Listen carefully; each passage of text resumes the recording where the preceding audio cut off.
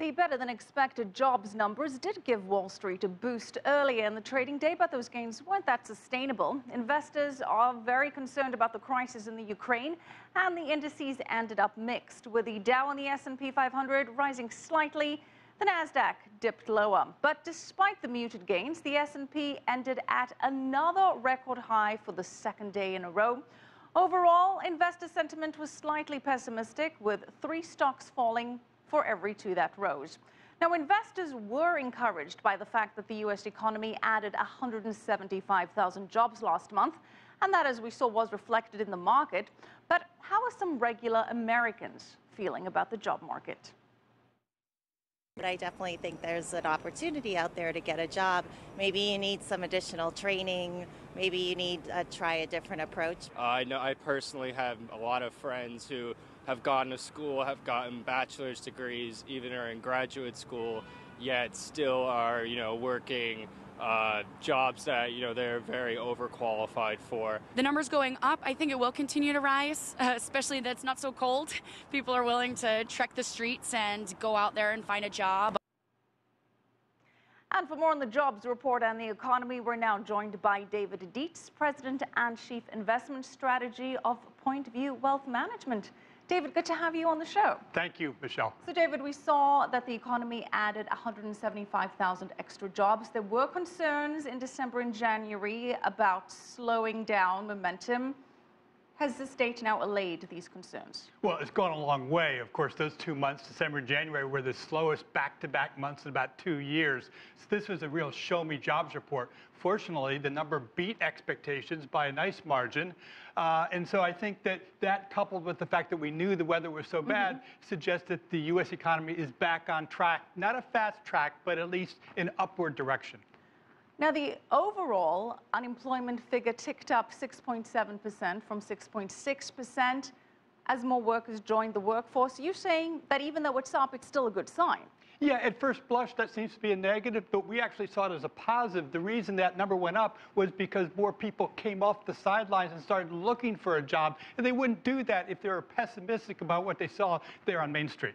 So more optimism about the overall job market.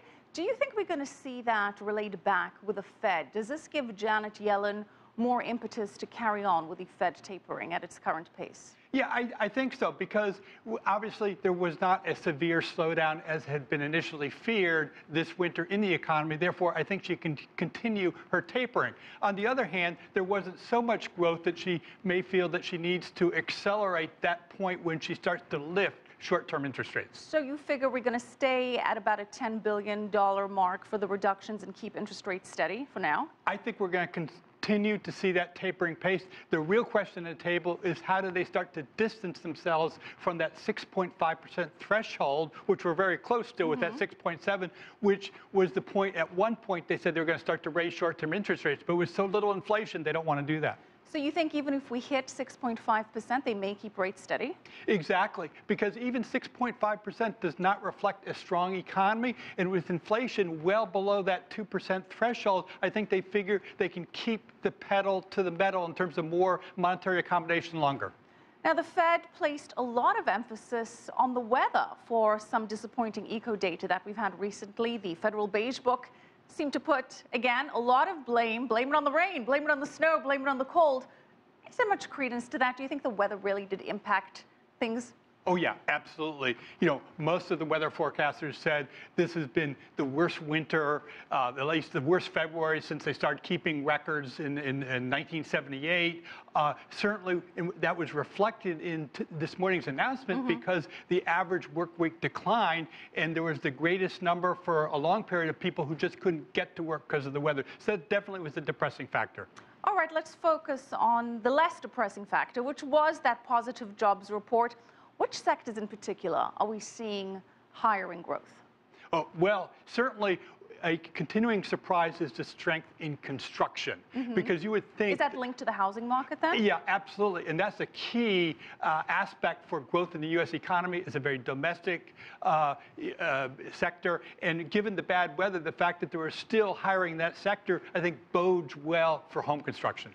Okay, well, we also saw a big pickup in professional services. According to the report, the strongest hiring came from professional and business services, which is accountants, architects, and technology. That sector alone adding 79,000 jobs. Given these are higher wage positions, is this a good sign? Yeah, absolutely, because those people, if they have the jobs with the higher incomes, they're going to then return the money that they earn back into the economy, and that's going to have a positive momentum effect for the economy. Now, David, there was a lot of concern about Obamacare, the Affordable Care Act, disincentivizing companies from hiring. Have we seen that filter through yet? Yes, we have, actually. This is the third month in a row when hiring in that all-important healthcare sector has been very muted, practically flat, even though traditionally that's a very strong area of the economy. And I think economists are chalking that up to all the uncertainty that the Affordable Care Act is injecting. So you think the jobs number could have been, in fact, higher if we didn't have this Obamacare question mark hanging over us? You know, I think that's a fair takeaway. That's a fair takeaway. So these regulatory changes are not good for the economy. Another big regulatory change on the horizon is Obama's proposed increase of minimum wage. How do you think that's going to factor in?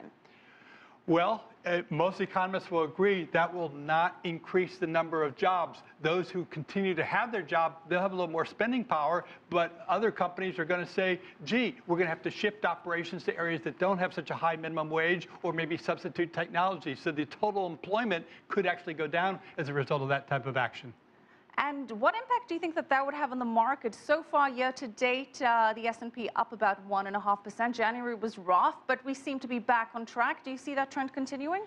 Well, I think so. But it's going to be more of a sector-specific situation. Obviously, with the market up about 24% year over year, a strong start already, higher valuations. Since we don't have a real robust economy, we're not going to have a lot more monetary accommodation. I think it's going to be a sector-specific story going forward. All right.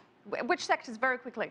Financial and energy are our two favorite sectors. Finance and energy, good sectors. Thank you so much, David Dietze, President and Chief Investment Strategist of Point View Wealth Management.